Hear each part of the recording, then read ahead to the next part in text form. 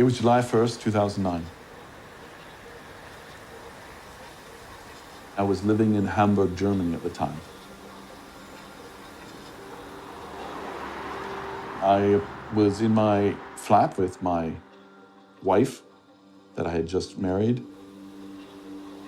Two men came to the door. I did not recognize them, did not answer the door. Minutes later, I left the building, walked to the car, and two unidentified Deutsche police officers showed up in front of me and in German basically identified themselves and said they were there, Interpol, FBI warrant, come with us. That was not at all what he was expecting, obviously. He looked at his wife and blew her a kiss and was pretty sure he would never see her again. That's a feeling of total fear because you have the total unknown of what the future holds. Philip Baker was taken on a plane to Chicago, which is where he had been criminally charged, and entered the United States justice system, which is a really scary place to be.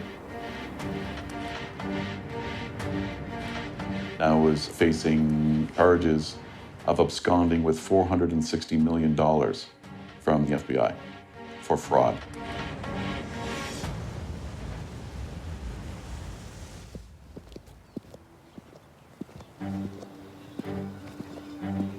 My name is Philip James Baker, and I'm the former managing partner of a billion-dollar investment fund who collapsed during the financial crisis. My story is a rise and fall to redemption story. I've been rich. I've been on the top. I've been behind bars. I know what it is to be called a financial criminal. I admit my guilt. But now I'm free, and I want to speak out because of what I saw, because I've been there. I can tell that if we do nothing, everything can happen again.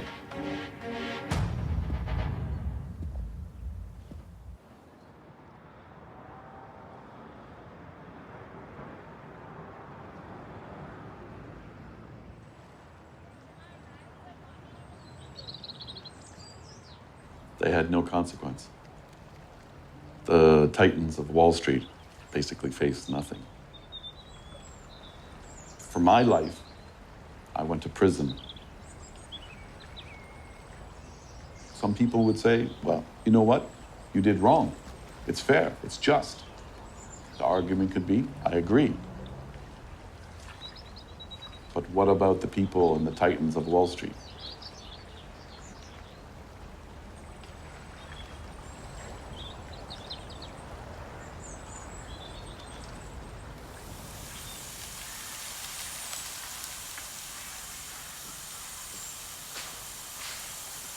I was born here in Toronto, Canada, in August of 1965.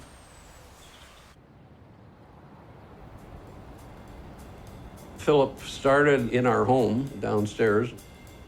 He didn't tell us a lot about it, other than there was a partnership and they were, when he started, to get investors, et cetera, et cetera. The business started in the basement of my parents, and this company grew to be a billion-dollar company. Lakeshore was a hedge fund firm. Philip Baker set up a hedge fund that was designed to trade in commodities. So prices of oil, coal, things like that. He was a marketer. He was the client guy. He was the one who would go out to wealthy individuals or institutions and get them to put their money with Lakeshore. Our clients were global investment banks from around the world. Goldman Sachs, Royal Bank of Canada, Canadian Pure Bank of Commerce, HSBC, Bank of Nova Scotia, Credit Suisse, UBS. So that's quite a list. We operated in close to 40 different countries around the world. Brazil, Peru, Panama, Colombia, Japan, Taiwan, Hong Kong, obviously throughout Europe.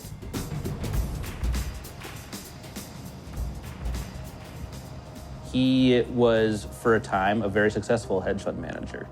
He set up offices in Switzerland, in London, in the United States, and Canada. And the marketing and business development was based in London. So I was based in Mayfair, which is the hedge fund capital of the world.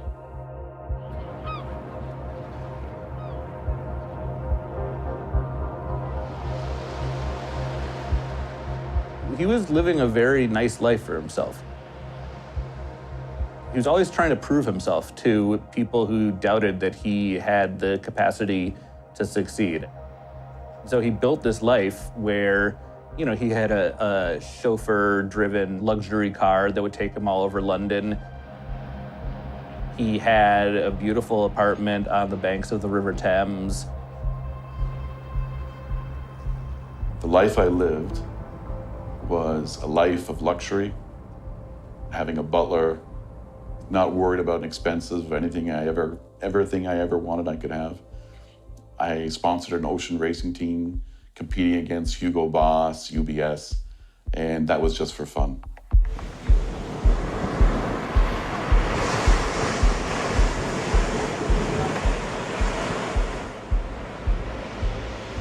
He was not a sailor, so that meant he had to basically pay his way onto these elite sailing crews and would do these very competitive races, I believe from New Zealand to Australia.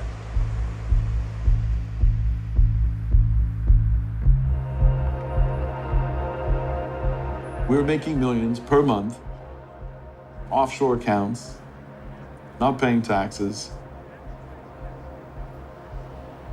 I was living a dream.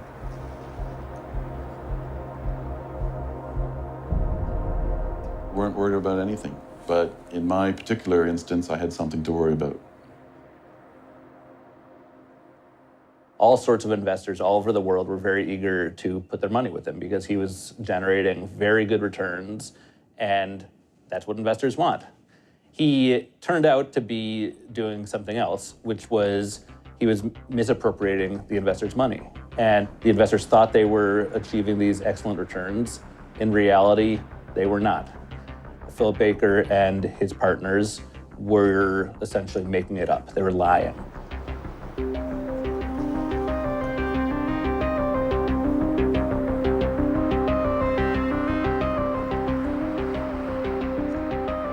The second thing, and in some ways the more damaging issue, is that as they sought to recruit additional investors, new investors, which were essential because they needed to paper over the money that they'd already lost, they were in their prospectuses, in the documents that they provided to investors to show investors how well they'd been doing. They were lying there too. And they were saying instead of having lost 50% of their assets in the first year, they were saying, oh, look at us. We've got this long track record of very impressive returns.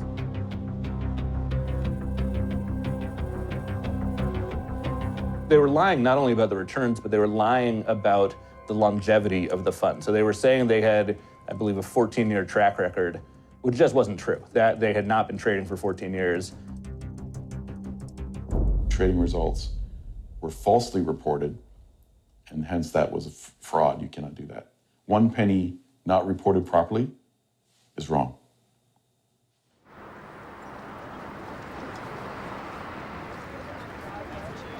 The victims were everyone who had invested with him. Investors who lost their money initially, investors who put their money in after the initial fraud had occurred. And so there were hundreds of millions of dollars that vanished as a result of this. I've been asked, why did I break the line? I wanted to protect what I had. Money, family, power. Everybody does that, don't they? What do you mean? How many people say, no, I don't want the power, I don't want the money, and walk away?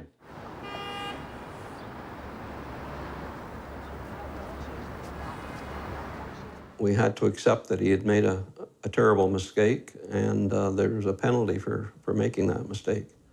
And that'll be something he'll have to live with the rest of his life. Would you say that you are a white-collar criminal? Yes.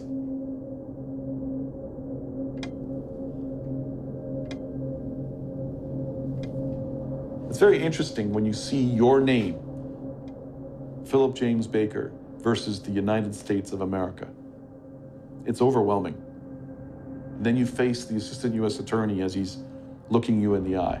And when you go through that circumstance, there are no words that really can describe the depths of the loneliness you feel at that moment.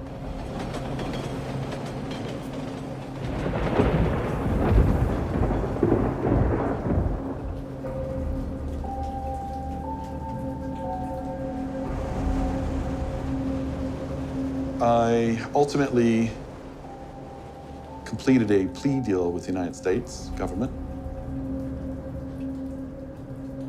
I was sentenced to 20 years for wire fraud.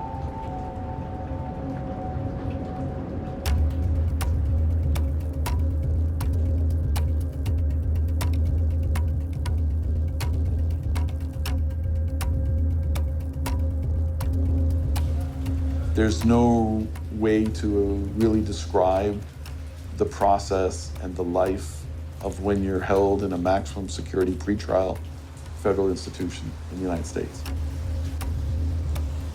You have gangs amongst the gangs, you have violent offenders. There is no separation between a white-collar criminal and very hardened criminals. They're all put together. There's no explanation for the world that you are left to enter. It's about survival. The days just come and they go. It becomes the routine of doing nothing. You have no hope. You have absolutely no future. And you have no reason to continue. No reason to look forward. Philip Baker's a criminal. Is he the type of financial mastermind that caused the financial crisis? Absolutely not. This is a guy who was not very sophisticated about his crime, was not very malicious about his crime, but he admitted that he committed a crime. This is a classic example of where the Justice Department takes a shortcut. They want to generate publicity for themselves as going after financial crooks, and everyone wants them to do that. And yet, time and time again, the people that they're going after are these little minnows. They're not going after the big fish. They're not going after the bankers for the most part. They're certainly not going after the senior executives at the banks or other big financial institutions that were the decision makers leading up to the financial crisis.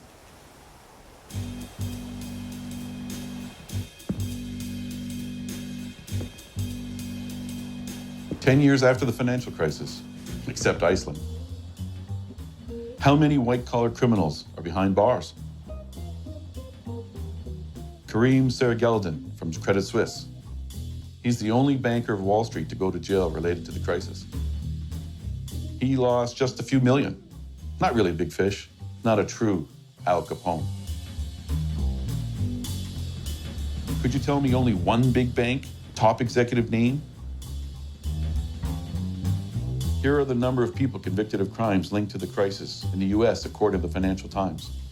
324 people from Main Street. 0 Wall Street chief executives have been to prison. Even though there is today absolutely no doubt that Wall Street executives and politicians were complicit in creating the crisis.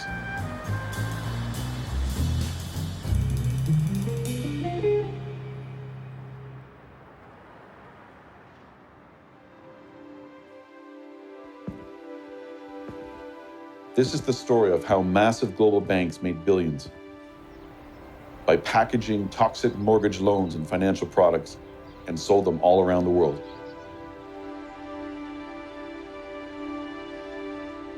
The American politicians pulled the trigger. It all started with the political, philosophical grand ambition of allowing everyone to own a home. Our government is supporting home ownership because it is good for America. It is good for our families. It is good for our economy. Part of the American dream that was pushed by, all sorts of presidents, Clinton, Bush, whatever, for years, was home ownership.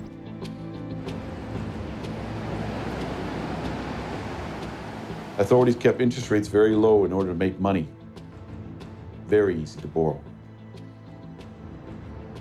Wall Street and politicians had agreed to work together. Wall Street with the pursuit of profits, and politicians with the pursuit of government interference on economic growth, which could be turned into election victories for years to come. This was the beginning of the housing bubble. When the bubble's expanding, everybody is a winner. Everybody is a genius. The lenders make money.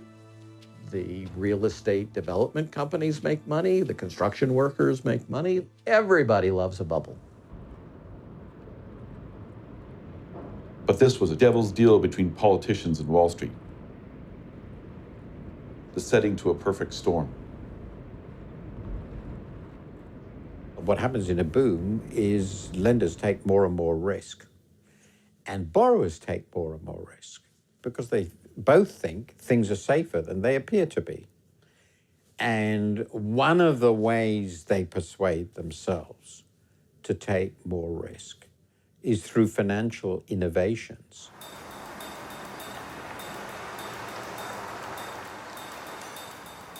Wall Street created the risky loans called subprime to Americans who could ill afford to pay the bank loans that they had just applied for.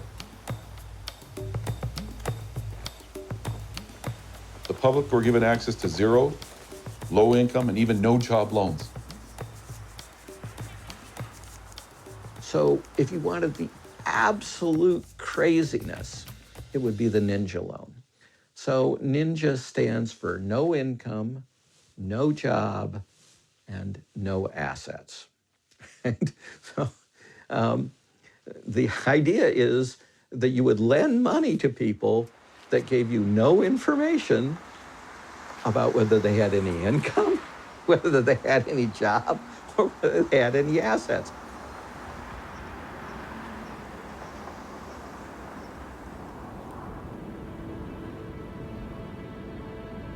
It will allow you to grow enormously because now you can loan, in the US context, to tens of millions of people that can't repay the loan. How many people out there are there who can't get a loan? Tens of millions of people in the United States, tens of millions of people in France in these circumstances. This goes under the general category of predation. In the United States, the people that were targeted for the worst loans were overwhelmingly a combination of the four demographic factors: Blacks, Latinos, the elderly, and females. That is incredibly immoral. This is why almost everywhere in the world these things are crimes.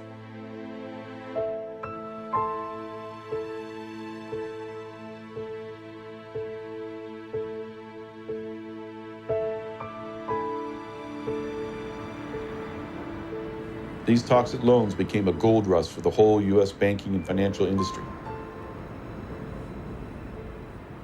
All the major actors of Wall Street wanted a piece of the subprime party.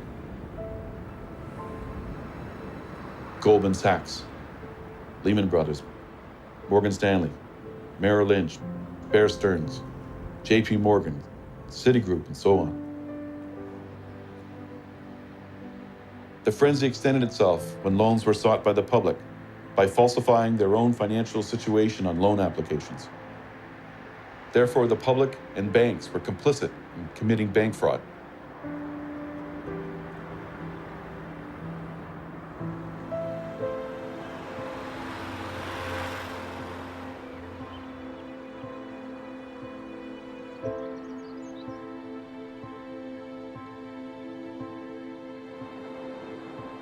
My name is Richard Bowen.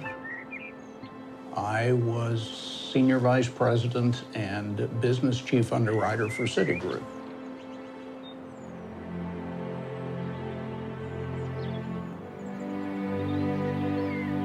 At the time, Citigroup was the largest bank in the world.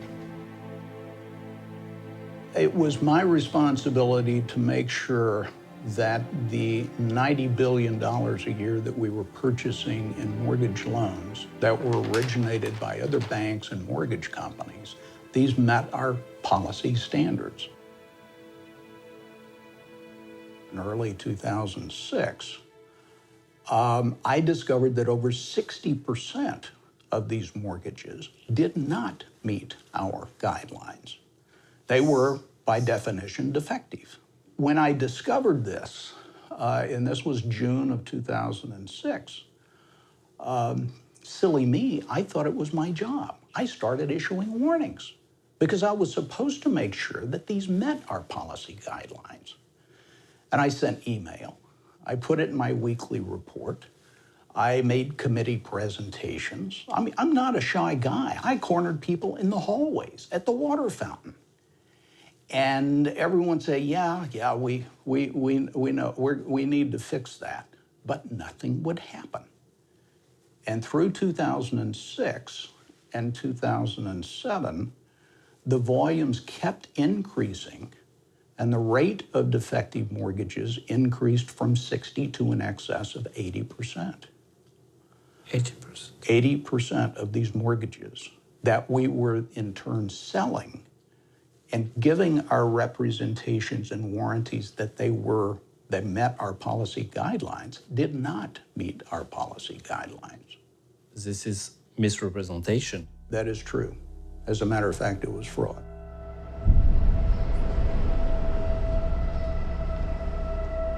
I've seen plenty of loan documents with my own eyes that were falsified, and the borrower still signed them as if they were correct. People who were typically hairdressers, gardeners, and such, reporting incomes of over $100,000 a year. Now, their actual incomes would be in the range of about $16,000. In those cases, their income is inflated by 6 times. You would have waiters in a restaurant showing that they made $150,000 a year. I mean, that clearly is out of line, but nonetheless, the loan type permitted that to happen. Richard Bowen and his staff, very carefully, very professionally, are documenting that these loans, their reps and warranties, are false. But Citi is overwhelmingly turning around and reselling these loans. Citigroup didn't want to know, because if it looked at these places, it couldn't possibly continue to use them. It was all about generating the revenue. The people who worked on Wall Street conceived of the idea of securitizing mortgages, packaging mortgages up into securities. They actually arranged to buy the mortgages. They would package them up into securities. They would file documents with the Security Exchange Commission that they had to be able to call them securities, and then they would sell them to investors all around the world. And all along the way, they were making money. It was almost like it was a perfect product that anybody who touched a mortgage made money off of it. November the 2nd of 2007, sitting at my kitchen table, I put together an email, and I sent the email to Robert Rubin, who the next day on Sunday at the board meeting was named chairman of the board. I also sent it to the chief risk officer, the chief financial officer, and the chief auditor. I said, urgent, read immediately, financial issues. I put that in all capital letters. I call for an outside investigation. I said, come in here from the outside and investigate what is going on here, because everybody here already knows. And no one contacted me. Throughout November, throughout December, there was no contact. No one said a word. I will tell you that that particular point in time, before I would even get in my car, I was doing what they do in the movies. I was looking underneath my car and opening the hood and looking. It was a very frightening time. February the 6th, I received, there was an email that went out with regard to reorganization. And in that reorganization, I was stripped of all my underwriting responsibilities. That next week, I was put on administrative leave and told I'm not to come back to the bank.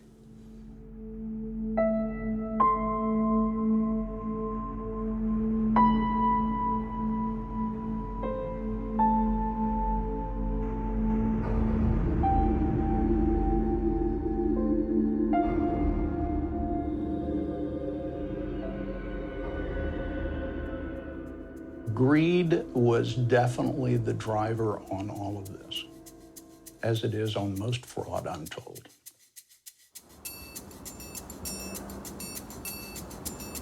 Citigroup was not the only one.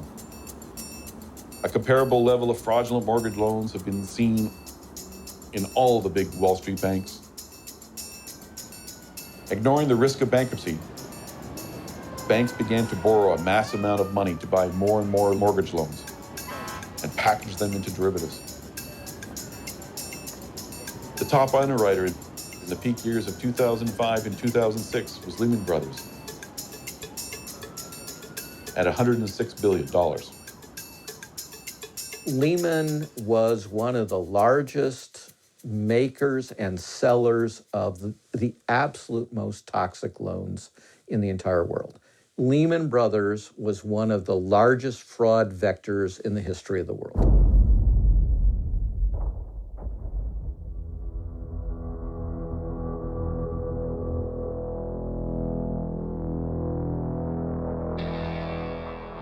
My name is Anton Valukas.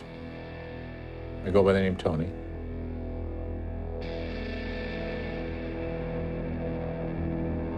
In the year 2009, about 3 months after the Lehman bankruptcy, I was appointed by the federal court in New York to act as an examiner. I was independent of any of the parties, and among the responsibilities the court charged me and my team with was to determine how and why Lehman went into bankruptcy.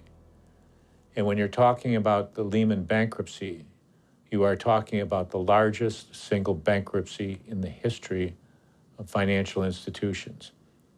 Total amount of the bankruptcy, $693 billion. So we told a story of what happened.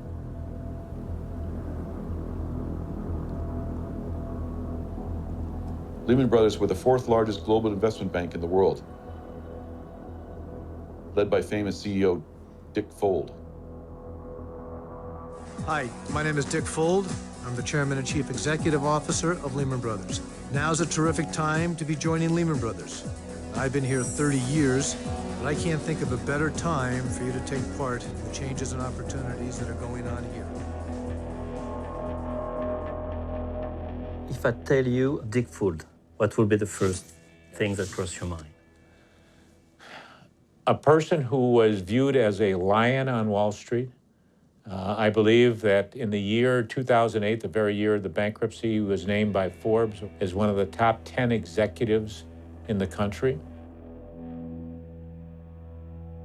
They called him the gorilla, and I think they called him that for a reason. He was brusque, boorish, take no prisoners kind of guy, you know, run through a wall for Lehman Brothers, hyper-competitive, hyper-narcissistic. squeeze some of those shorts. Squeeze them hard. Not that I want to hurt them. Don't get that, please, because that's just not who I am. I am soft, I'm lovable. But what I really want to do is I want to reach in, rip out their heart, and eat it before they die. The man who lost Lehman Brothers, the man who presided over its decline and fall, the man who could have done something about it but chose not to, the man who refused to see the writing on the wall, the man who, kicked off in many ways what became the Great Recession.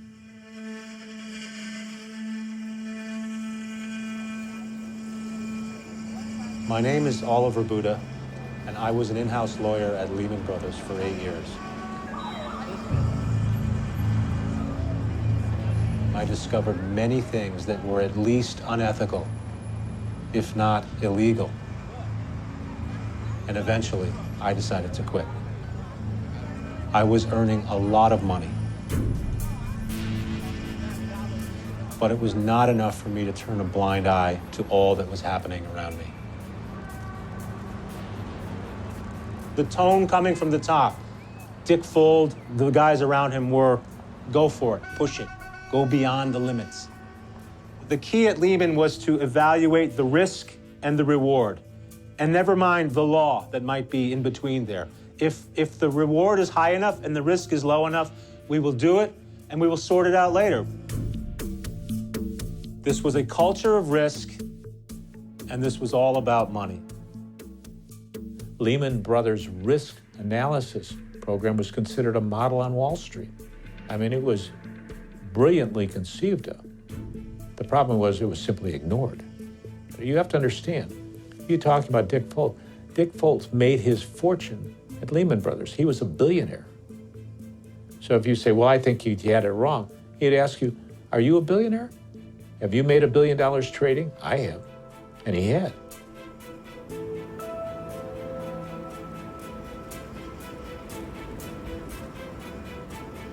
In the years leading up to the crisis, everything, the financial health of Lehman Brothers could not have been better, at least on paper. They expanded the use of their toxic derivatives, and the ratio of lending expanded. In 2008, Lehman's was massively leveraged. Lehman Brothers had one of the highest leverage ratios in American financial institutions. A leverage ratio is a ratio of your debt to your equity. Another word for equity is capital. Its ratio, depending on the exact time, was 30 to 40 to 1. In other words, for every dollar of supposed capital it had $30 to $40 in debt. Lehman became the focus of worldwide attention because they were perceived as the next weakest link. They were the next domino to fall. So Lehman engaged in a scheme, an accounting scheme to make it look better. And what they did was involved what was called RECPO 105s. This was something that Lehman used every quarter to hide some of the borrowed money. You see, Lehman would borrow money and they would pledge securities that they had as collateral. At the end, it was $50 billion each quarter. They would borrow $50 billion and they would give $50 billion in collateral, but they would actually say that this was a sale. This was not a pledge for a loan, but this was a sale of those assets for $50 billion. And they would treat the $50 billion not as debt, but as cash that they just got. And by doing that and using that cash to pay down still other debt, they could materially, significantly move that leverage ratio down.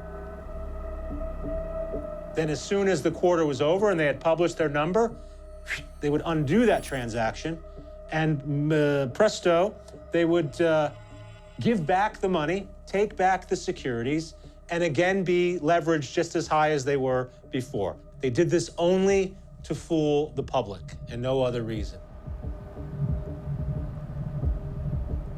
The effect of that was in June, they were able to show that their leverage had been dropped dramatically. And the street said, wow, Lehman's doing okay. Our firm is strong today, and we will emerge from this cycle even stronger. We've done it before, and we will do it again. So they fudged the number. Yes, in my opinion, they absolutely fudged the numbers. They engaged in the trend. Even within their own emails, they referred to it as a drug they were on, a sham, an accounting gimmick to make themselves look better. So they knew what they were doing. So they were hiding information to the public. Yes, that was the opinion we can reach in the report. Isn't it against the law?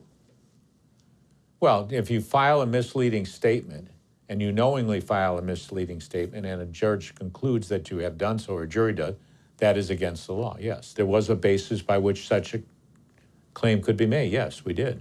Including against Dick Fuld, the CEO? Yes. Yes. But nobody was arrested or charged for this? No, there were no arrests, there were no charges, there was no jury trial, there was no civil case brought in which the jury heard the case and then decided the case. None of those things took place, no.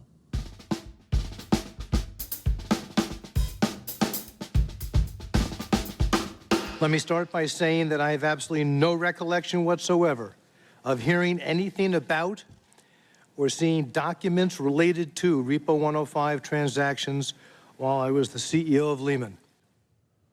Do you think it's possible that Dick Fuld didn't know? No, of course not. Of course not. There were senior executives at Lehman who were interviewed by Mr. Valukas and others who said that, yes, he did know, that emails were sent to him that showed the Repo 105 portion of the financials to show the effect of this. And then Dick Fuld's answer was, well, they might have sent me emails, but I don't know how to work a computer. I don't know how to open an attachment that would have a spreadsheet to show this. So I never saw it. I was never aware. This was his story.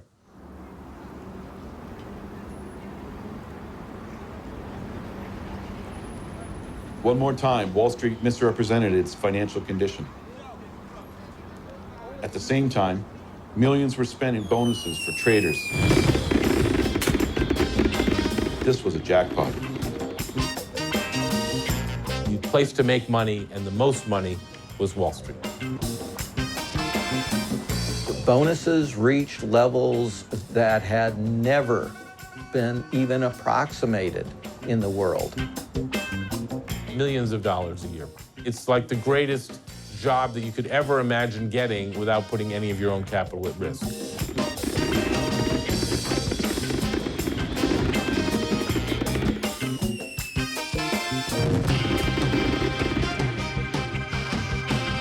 You name it. Beautiful apartment on Park Avenue and Fifth Avenue. Beautiful house in the Hamptons. Beautiful art collection. Buy the house you want, have a nice vacation house, have 2 or 3 cars, have a boat, have whatever you want. I mean, once you're in the millions, there are no limits. They had excessive lifestyles. They were willing to take risks to support that lifestyle. There's a great bit of narcissism and antisocial personality disorders. And with this, they might feel like they have a sense of entitlement, or they're above the law, or they're too good to get caught. So it's dominance, it's power, it's status. I'm bigger, tougher, better endowed than you are. I got a bigger swinging dick than you. They're thrill seekers. They derive some sort of high from taking risks. They do that in their career, so naturally it spills into their personal lives. Lots of drugs, lots of cocaine use, even prostitution and indiscriminate sex. People were spending a lot of money on sex. People were spending a few hundred to a few thousand a week. This whole culture is all just swimming in a sea of greed. But the big thing is, who's going to be dominant in this sea of greed? That's the real thing. Who's going to have the power? Who's going to be able to face down the other guy?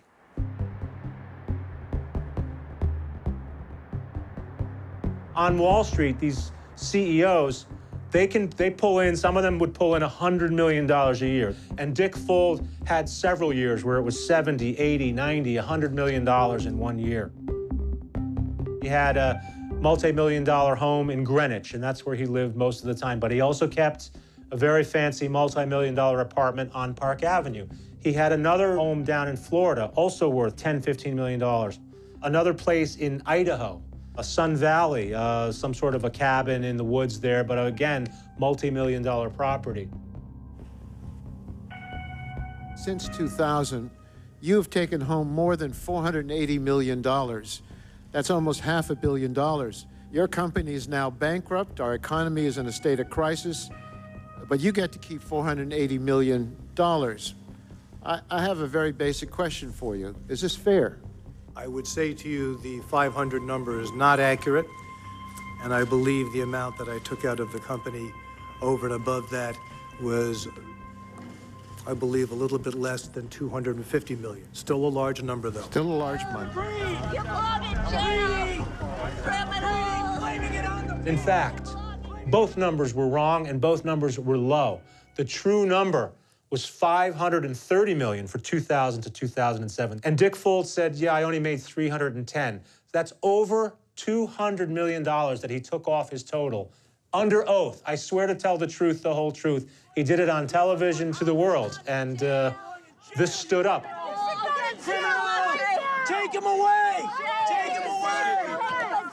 I don't even think I could resist. If you gave me the opportunity to make $550 million and all I had to do was hurt 6 billion people, I would think about it. The temptation is there. People are simple. They do what they're rewarded to do. So if you're rewarded to take big risks with other people's money, that's what you're going to do.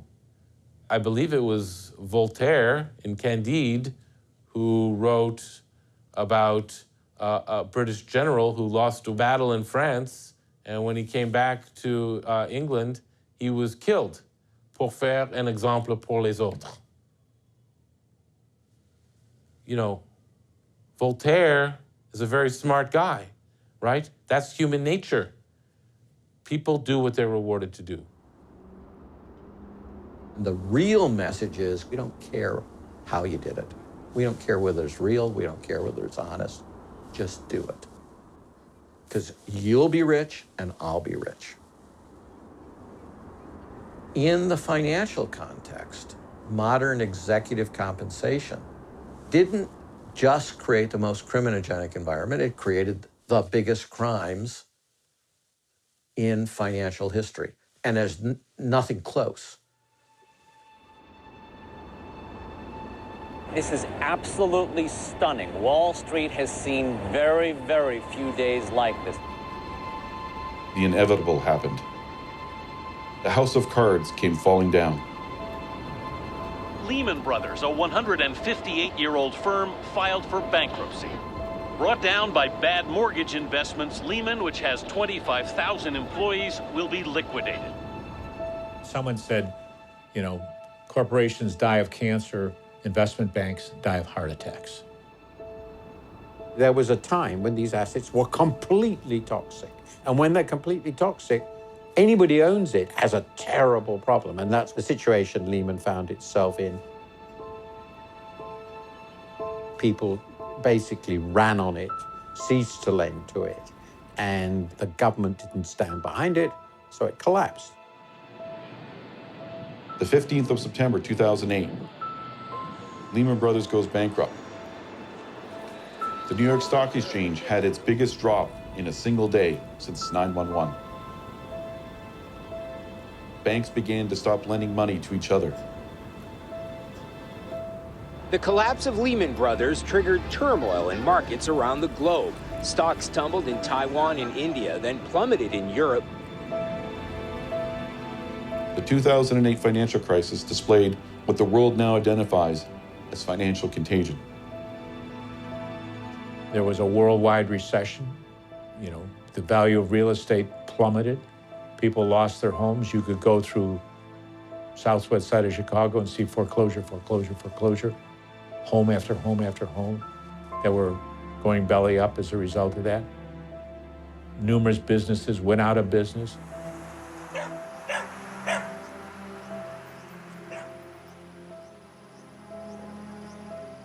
This is a fraud. This is not random. It's not oops.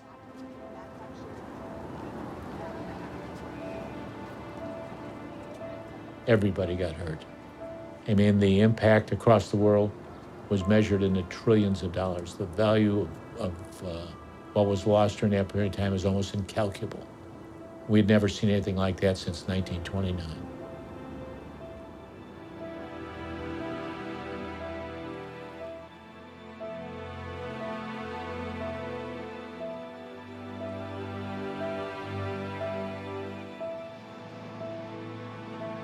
This crisis has changed our world in many long-lasting ways. Without the crisis, Brexit would not have happened and Donald Trump would not be president of the United States. This is a major turning point. You never know what it will be. But the 30s transformed the world because, of course, it brought us the Second World War. Hitler would certainly not have become Chancellor of Germany without the Great Depressions. So it changes everything.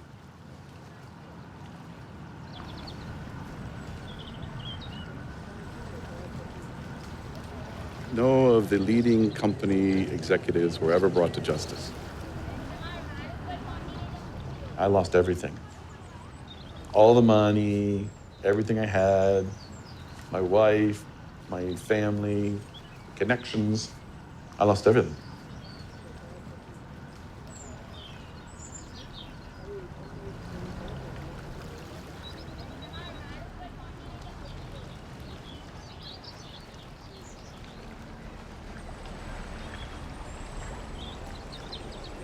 I still owe money to the US government. I have 154 million reasons to know what I did wrong. You owe how much? $154 million plus interest.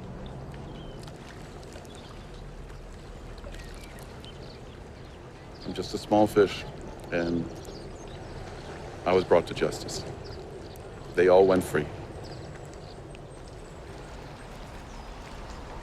The system is what it is. And until the system changes, the powerful continue to walk.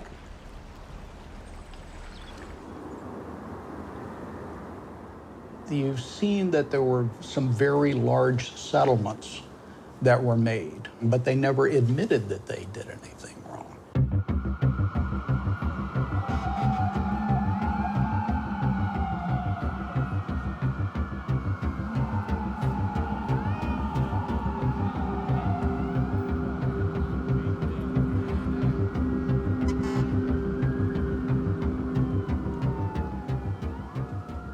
There was no admission of guilt. There was no charge of any criminal activity. And I have always represented that those payments were nothing more than payments of extortion to the Department of Justice to seal the evidence, to lock up the evidence, so the public would never see how widespread and pervasive the fraud was that was committed. And I truly believe that. These crimes are so vastly larger than any blue-collar crimes. It's just off the charts, non-comparable in terms of these things.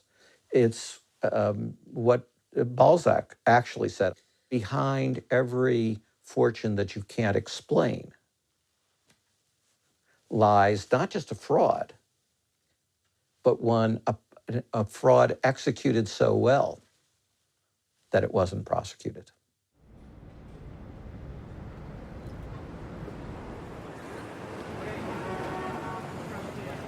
We're now in Midtown Manhattan on Park Avenue. This is the old, this is where Lehman was after 9/11. And this building across the street is where Dick Fuld, the CEO, is working today in his new company, Matrix Capital. Nothing has changed. He's in the same business he always was. Some people may think of him as some sort of, guy that was banished forever, but no, he's just fine. The world's collapsed. There were trillions of dollars of damage. It didn't cost Dick Fuld $1. The man put $550 million into his pocket. He kept it all, and presumably he's probably grown that pile quite considerably. Perhaps he has $1 billion by now. The stock market has been doing very well since the crisis.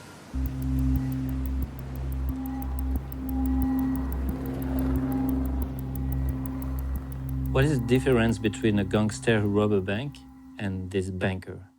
Oh, the gangster that robs a bank, A, gets an average about $2,000, and B, is virtually always successfully prosecuted, and C, spends 20 years in prison, and the CEO has none of those things happen and is immensely wealthy and gets to keep his reputation.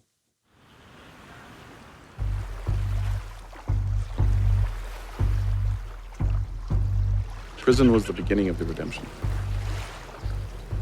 The judge told me, do something good with your life.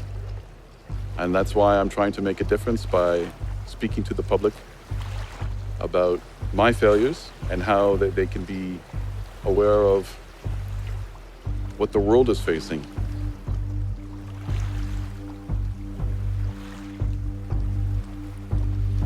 As someone described it to me, you drive down the street in a school zone and you see a sign that says, 30 kilometers an hour.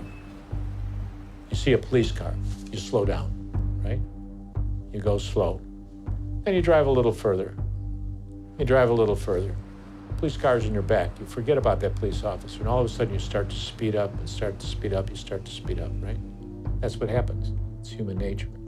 We forget the disaster and we keep moving forward, like that. So do I think it can happen again? Do I think yes, I do. The seeds of the next financial crisis have already been planted. They're growing. We can't see them yet, but there are plenty of signs all around of trouble brewing. I think there is no doubt that we are going into another crisis of a greater severity than we have just been through. I can't predict what the instruments are going to be. I can't predict the specifics, but I know it will be driven by greed, and misbehavior has no consequence. We have shown that. We, the public and decision makers, basically haven't learned because we never much understood the crisis. But the bankers have learned the lessons. And the lesson was, this is sweet. This is perfect. This is a sure thing. I will be fabulously wealthy, and I will not pay any price for it. Thank you, Lord.